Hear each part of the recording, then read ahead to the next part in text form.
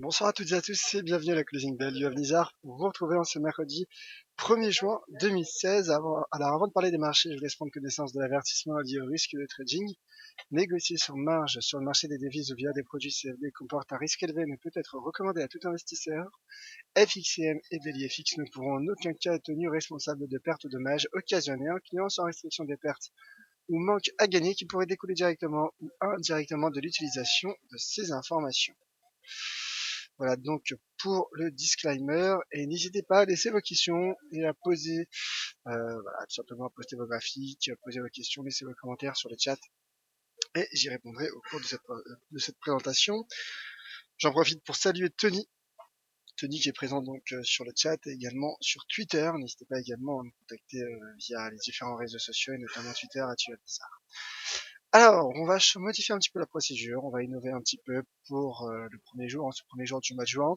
On va parler des marchés américains et du S30.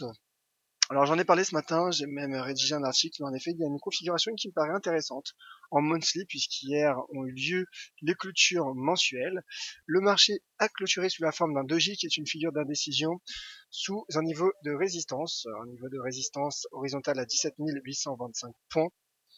Donc c'est la raison pour laquelle mon billet est baissier sur l'indice, le principal indice de Wall Street. Et je vise un retour sur les 17 150 qui est un niveau de support en monthly. Voilà. Donc voilà mon plan de trading sur du moyen long terme puisque nous sommes en monthly. Mais voilà en tout cas mon plan et ma stratégie de trading. Je pense que l'on peut gérer son risque avec les 17 825, bien que le marché teste et qu'il y ait une zone finalement de résistance qui s'étend jusqu'aux 18 165 points. En tout cas voilà, cette zone me paraît optimale pour gérer son risque. Et voilà, tout simplement, il y a un doji sous un niveau de résistance. Alors je peux me tromper, mais en tout cas, selon moi, il s'agit d'un signal plutôt baissier pour l'indice principal américain. D'ailleurs, le Dow Jones qui a ouvert en baisse, qui est en baisse, qui perd actuellement 0,12%. Alors, on va poursuivre avec le Forex. Tiens, on va changer, on va parler du GBP USD. De GBP USD, également configuration intéressante. Alors d'abord, ce graphique weekly, très intéressant, car voilà, il y a un échec sous une résistance weekly, une belle résistance weekly à 1,4615, 1,4615 $. Donc le marché est baissier à court terme, donc première cible à 1,4340, le support, tout simplement, ce niveau de support. Et deuxième cible à 1,4230 $. Donc la livre sterling, je rappelle, qui est pénalisée finalement par un double événement. Tout d'abord, hier, la publication surprenante, je dirais, d'un sondage favorable au Brexit, qui a mis sous pression la livre sterling. Et également, ce matin, on l'a suivi ensemble, vous l'avez suivi en ma compagnie dans le Commodities Market Report, les chiffres sur le crédit au Royaume-Uni. Les chiffres sur le crédit au Royaume-Uni qui, euh, qui a ralenti finalement. Les crédits ont ralenti, l'octroi de crédit a ralenti au Royaume-Uni le mois dernier. Donc dans ce contexte, la livre sterling est baissière face à un dollar qui reste vigoureux, bien qu'il subisse un repli technique. Cela montre bien finalement le potentiel baissier qu'a le GBP/USD, malgré un dollar qui effectue un repli technique. Le taux de change GBP/USD baisse. Cela montre bien la faiblesse actuelle, à court terme cette fois-ci, du GBP/USD, de la livre sterling du moins. Et si l'on passe d'ailleurs en daily, donc pour ceux qui me suivent sur Twitter ont pu également remarquer ce, euh, ce graphique. Donc là, je vais passer en line chart, en graphique linéaire, car il y a la formation d'une contradiction, d'une contradiction de contradiction de momentum. Contradiction de momentum, car en effet, il y a un sommet plus haut que le précédent, alors que le RSI a un sommet plus bas que le précédent. Il ne s'agit pas d'une réelle divergence, car le premier sommet n'est pas en zone de surachat. mais dans l'esprit en tout cas il y a une contradiction de momentum qui prend forme et donc ce qui confirme un peu plus finalement le risque baissier pour le taux de change GBP-USD. D'ailleurs le RSI passe sous la borne 50, c'est vous dire le potentiel baissier du cours. Alors peut-être un mot sur les matières premières. Un mot sur les matières premières et séance très volatile pour le pétrole. Regardez, il était baissé, il était baissier, la bougie était rouge il y a encore quelques minutes, elle repasse dans le vert, elle repasse bleu. Le marché qui est très volatile à l'approche d'une journée, d'une séance, à la veille même d'une séance de tous les dangers. En effet, demain, il s'agira du jour J pour le pétrole. Pourquoi? Car tout simplement, il y aura la publication des stocks hebdomadaires pétroliers aux États-Unis qui ont été décalés d'un jour en raison d'un jour férié aux États-Unis euh, lundi. Et également demain et bien sûr la réunion à Vienne plutôt, des pays membres de l'OPEP. Donc cette volatilité, cette crainte se sent sur les marchés et, euh, et le marché qui teste, en tout cas du point de vue d'analyse technique, ce seuil à 48,75 $. L'once d'or et l'once d'or qui finalement le pullback prend forme, le pullback sous les 1215. Je vous invite à lire mon article d'hier sur l'once d'or. L'once d'or donc prend forme, le pullback pardon prend forme sur l'once d'or sous les 1215. En effet, malgré le rebond technique sur le seuil symbolique à 1200 $, le risque reste baissier. Je rappelle pour ceux qui ne l'auraient pas suivi ce matin le Commodities Market Report, il y a eu en monthly la formation d'un avalement baissier. Et donc, je suis baissier sous 1215. Je pense qu'on peut gérer son risque avec les 1215. Là que le marché était cherché un plus haut à 1220 aujourd'hui, de la séance du jour. Mais le dollar conserve un potentiel de hausse et donc on se dort un potentiel baissier. Un coup d'œil sur l'US dollar index qui en effet subit un repli technique, mais un pullback sur les 11 975 est possible. En monthly, il y a justement un avalement haussier qui s'effondre. Alors simplement, ensuite je passerai aux questions. Une petite information concernant le marché spot. Le CAC 40 clôture la séance en baisse de 0,67%. Le DAX, dans les derniers échanges perd 0,66% et l'Eurostoxx 50 qui perd également dans les derniers échanges 0,84%. Donc séance boursière baissière, séance de baisse pour les principales bourses européennes et américaines, donc qui sont également sous pression. Et le CAC qui repasse donc sous les 4500 points puisqu'il clôture la séance du jour à 4475,39 points. C'est officiel, ça vient de tomber. Voilà donc pour finalement ce tour d'horizon, ce tour d'horizon des actifs, de certains actifs, en tout cas ce tour d'horizon de la séance du jour. Je passe aux questions. Je passe sans plus tarder aux questions et JS justement sur le dollar américain. Bonsoir Yoav, si vous avez une vision du dollar, ça m'intéresse. Suite à cette consolidation, c'est parfait, j'en ai parlé. Avalement haussier en monthly. Donc malgré en effet une séance de repli technique, le dollar pourrait effectuer son pullback sur ce seuil. Je vais placer quand même. Je vais le mettre en noir à 11 975. Tony, je reste acheteur sur les US.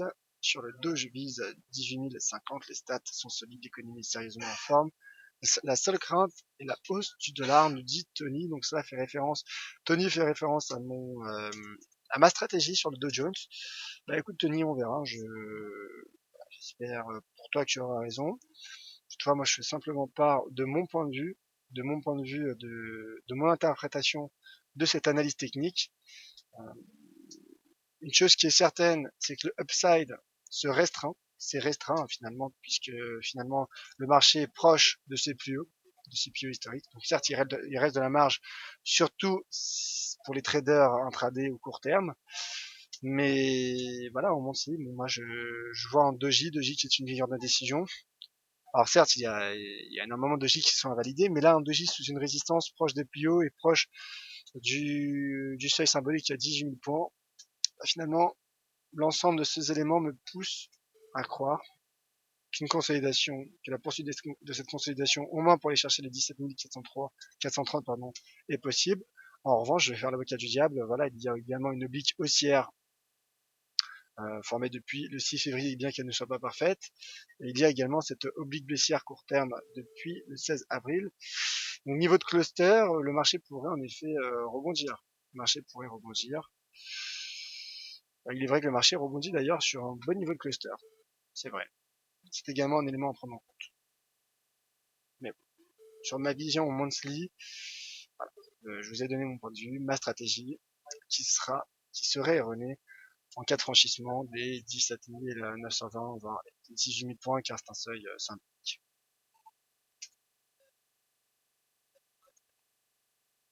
Alors JS, on est tous d'accord que dollar index reste aussi alors. Tous, je ne sais pas.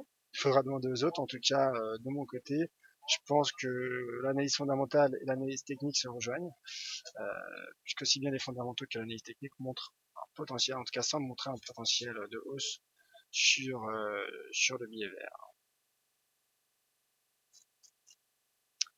Regarde le S&P configuration légèrement différente. Tony, le S&P en effet est différent, mais il teste finalement ses plus hauts historiques. Et là, nous sommes sur un gros niveau de résistance. Nous sommes quasiment sur des plus hauts historiques, sur les 2110 points. Donc là également, sur le S&P, il paraît difficile d'acheter le S&P tout de suite. Alors certes, si l'on se place en des unités de temps plus courtes, cela laisse un upside, hein, bien sûr, on peut toujours viser les 2137 qui serait le point haut historique, mais le point haut atteint au mois de mai.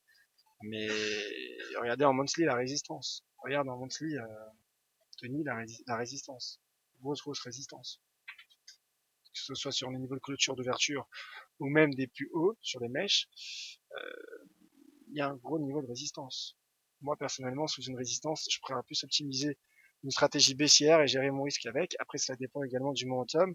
Le momentum n'est pas, certes, il est supérieur à 50, l'indicateur de momentum, en tout cas RSI, supérieur à 50, mais il reste proche des 50, donc on sent une latéralisation.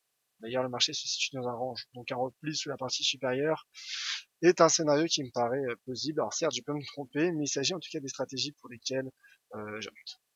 En tout cas, pour gérer son risque. Sur le S&P, on peut le faire, je pense, avec les 2000 110 points. Alors Farid, bonsoir, un point sur l'ID USD s'il vous plaît, merci. On regarde ça tout de suite. L'ID USD. Et le marché, écoutez, qui tente une sortie par le haut, hein, comme je le disais ce matin dans le Commodities Market Report. L'ID USD qui tente de sortir par le haut de ce range. Voilà, de ce range, qui ne parvient pas à franchir d'ailleurs. Ce range entre les 0,7247 et 0,7175, le marché qui se replie, qui a été aidé par la publication du PIB, du taux de croissance en Australie, l'année dernière, qui a battu les attentes du consensus et qui est ressorti finalement à des plus hauts de 2012. Donc l'AUD USD qui ne parvient pas à franchir la résistance et donc sous ce niveau de résistance, je pense également qu'on peut jouer trading range pour viser un retour sur les 0,7175. Attention toutefois car on sent un début, alors je dis bien un début, non mais un début de contradiction de momentum. Prudence sur l'AUD USD si vous êtes baissier, mais en tout cas une chose qui est certaine, c'est qu'à titre personnel, je pense que l'on peut gérer son risque si vous êtes baissier à court terme avec cette résistance à 0,7247. Visiteur qui demande un point sur l'USD CAD.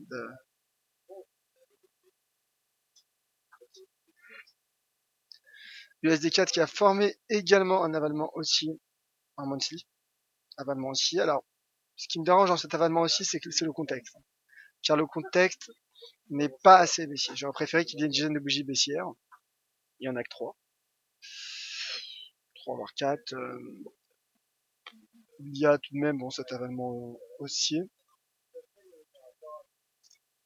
Le marché qui se stabilise aujourd'hui, qui est tiraillé finalement entre le repli technique du dollar américain et la stabilisation du cours du pétrole.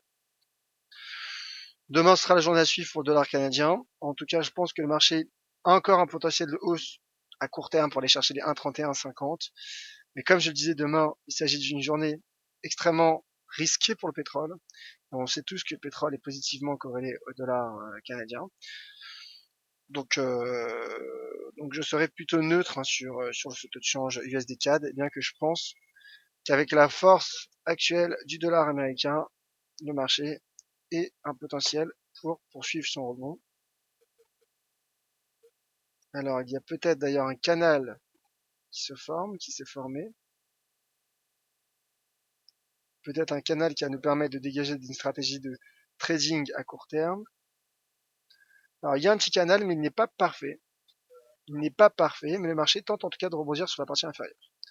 Donc cela finalement confirme le potentiel qu'a le marché pour aller chercher éventuellement les 1,3150. Attention toutefois à ce seuil d'inversion de polarité à 1,31 $ canadien.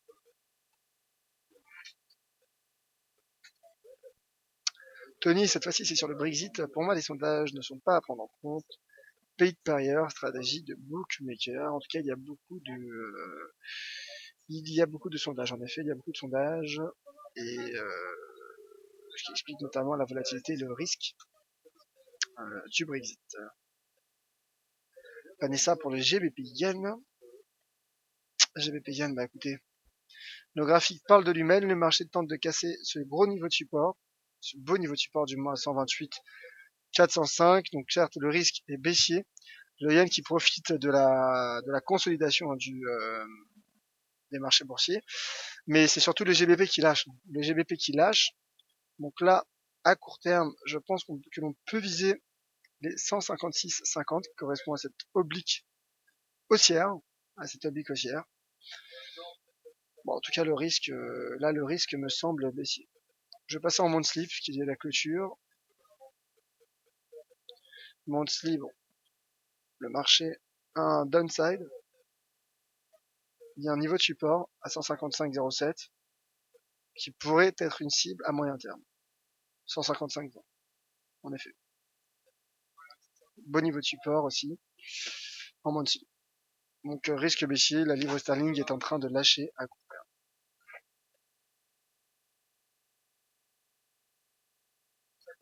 Alors, visiteur sur l'USD4 de nouveau, je pense que l'USD4 peut atteindre les 1,32 avant la fin de la semaine. Qu'en penses-tu, Yoav? De toute façon, en trading et sur les marchés, tout est possible. Comme je le montrais il y a un instant, le marché fluctue à court terme dans un canal haussier. Mais oui, le marché pourrait atteindre les 1,32. Cela dépendra du pétrole notamment, du pétrole. En tout cas, le dollar est fort, et oui, c'est un scénario qui pourrait se tenir en effet pour le taux de change SDK. Alors Totof, bonsoir Yoav, ton avis sur le GR30, vente sur rebond plus haut, ou reprise haussière à part le trader, comment le savoir, à part le trader, pardon, comment le savoir, bon avis sur la force du rebond, si on veut vendre quoi. Alors, ta vision sur l'IS30 est belle, je partage la tienne. Merci mon cher Totof tout d'abord pour ce compliment, et concernant le GR30, on regarde ça tout de suite. Alors j'ai du mal à comprendre la première partie de votre commentaire, hein. Excusez-moi mon cher Totof, mais un avis sur le rebond. Bah écoutez, en fait, là le marché rebondit justement, tente de rebondir, d'une part sur un seuil d'inversion de polarité, à 10 100 points, proche des 10 100 points, 10 200 pour être exact, enfin 10 150 du moins. Mais le marché est également soutenu par cette oblique haussière. Alors certes, il y a un bear trap, mais le marché reste toutefois soutenu par cette oblique haussière. Je pense que le marché à moyen terme a le potentiel pour aller chercher les 10 500 points sur le DAX, les 10 500 points, mais le marché qui effectue tout simplement un repli technique. Après 5 séances de hausse consécutives, deuxième séance de baisse d'affilée, le marché prend des bénéfices. Le marché prend des bénéfices avant le PEP, avant la BCE. N'oublions pas que demain il y aura la BCE. Il y a également l'ADP, vendredi il y aura l'NFP, donc fin de semaine extrêmement chargée sur les marchés, ce qui explique notamment que les opérateurs de marché, les investisseurs, effectuent des prises de bénéfices. Mais en tout cas, techniquement, un rebond se tient sur cette boîte de tendance. Pourrait se tenir du moins. Question de la part de J, qui demande mon avis sur le GBP NZD. Alors, le GBP NZD, on regarde ça tout de suite ensemble. Alors, le GBP NZD. Bon, simplement. J'affine un peu mon graphique. Alors déjà, petite astuce sur le GBP NZD, il y a le mail mobile qui fonctionne pas mal en daily. Et il s'agit donc de la moyenne mobile à 20 jours qui est en train d'être cassée par le marché. Voilà, on va la mettre en marron. Un peu plus d'épaisseur. Donc cette moyenne mobile 20 jours, j'en vais simplement Ishimoku quelques secondes pour que vous puissiez remarquer cette moyenne mobile. Donc j'apprécie la moyenne mobile 20 jours sur le GBP NZD. Le marché tente de la casser. Donc là, le risque est baissier.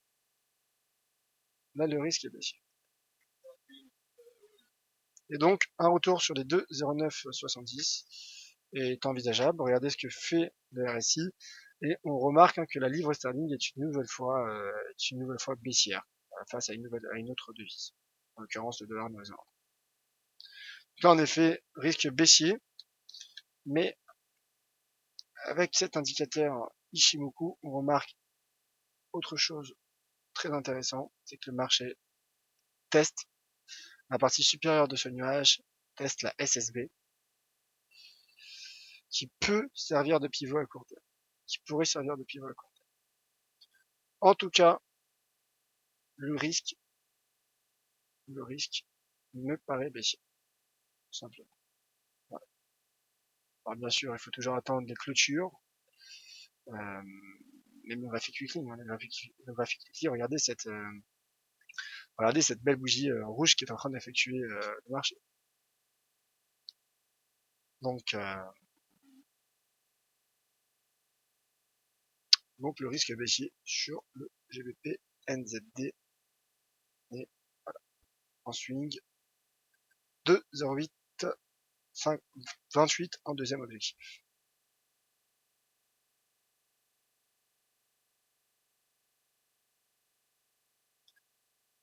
JS, d'après vous, la réunion de la PAP sera un flop identique à la dernière. Alors là, il s'agit d'une réunion semi-annuelle, c'est une réunion différente de celle du 17 avril dernier, où il s'agissait plutôt finalement d'une réunion organisée, improvisée.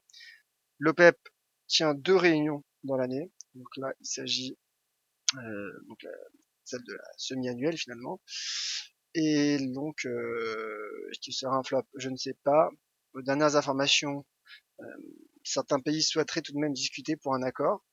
En tout cas, les fondamentaux sur le pétrole s'améliorent. L'offre se réduit, les prix progressent.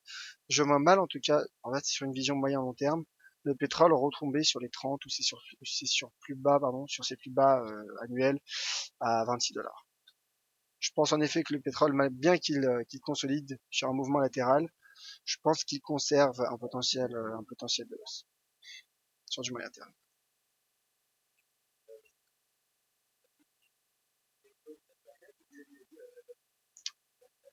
Alors, merci Vanessa et Totof.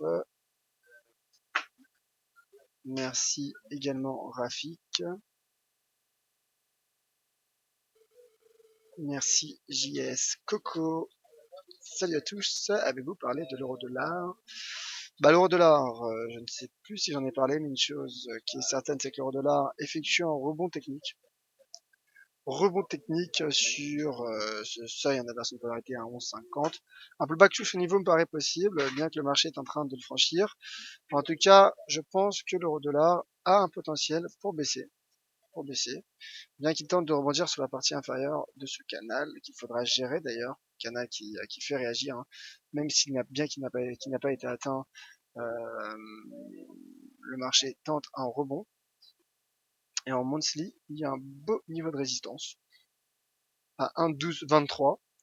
Donc finalement, un retracement jusqu'au 1,12 21 plutôt, en 12-20, en tout cas cette zone de résistance est envisageable et probable, car il y a une très belle zone d'inversion de polarité que je vais mettre en noir sur ce graphique. Voilà, en noir. Très belle zone d'inversion de polarité. Je pense qu'elle est claire, et donc un pullback sous ce niveau est également une éventualité sur du moyen long terme. Alors peut-être une dernière question, puisque puisqu'il est déjà 18h, voilà, je n'ai pas vu le temps passer, il est 18h et tout de suite vous allez retrouver Pierre Jamet d'FXCM pour un webinaire très intéressant sur des stratégies de trading via les bandes de Bollinger et via les moyennes mobiles. Donc j'invite à rester nombreux. Dernier commentaire de Tony. Avec un baril à 5 $, je pense que certains puits vont rouvrir aux États-Unis, même s'ils vont à l'appel pour limiter les cours. Voilà, Tony est énorme la reprise, mais regarde la reprise de l'économie américaine à contre-pied des opérateurs de marché et des économistes.